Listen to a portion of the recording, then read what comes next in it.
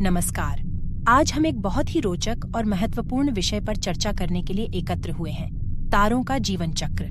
तारे, जो रात के आकाश में जगमगाते हैं, अपने जीवन में कई अद्भुत और जटिल प्रक्रियाओं से गुजरते हैं। आइए इस यात्रा को विस्तार से समझते हैं। तारों का जीवन नेबुला से शुरू होता है, जो गैस और धूल का विशाल बादल होता है।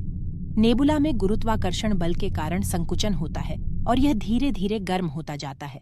यह पहली अवस्था है जहां तारों का निर्माण शुरू होता है। नेबुला के संकुचन से प्रोटोटार बनता है।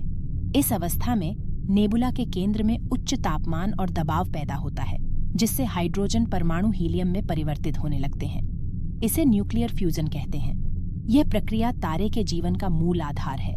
जब न्यूक्लियर फ्यूजन प्रक्रिया स्थिर हो जाती है, तारा मुख्य अनुक्रम में प्रवेश करता है।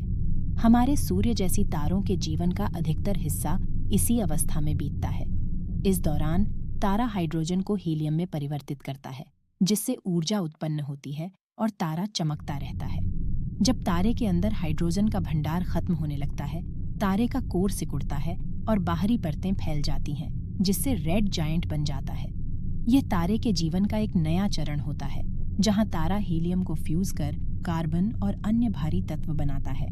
अंततः तारा अपनी बाहरी परतों को खो देता है और केवल उसका कोर बचता है, जिसे व्हाइट ड्वार्फ कहते हैं। यह अत्यधिक घना और गर्म होता है, लेकिन धीरे धीरे ठंडा होता है।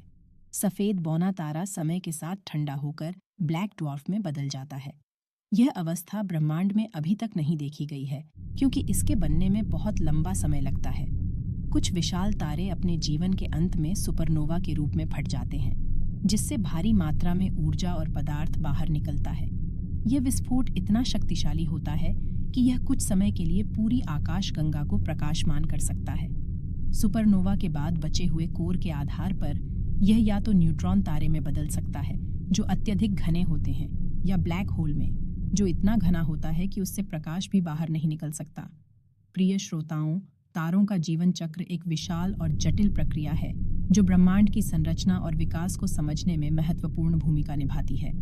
हम सभी को इस अद्भुत प्रक्रिया को समझने का प्रयास करना चाहिए और इसके रहस्यों को जानने की कोशिश करनी चाहिए। धन्यवाद।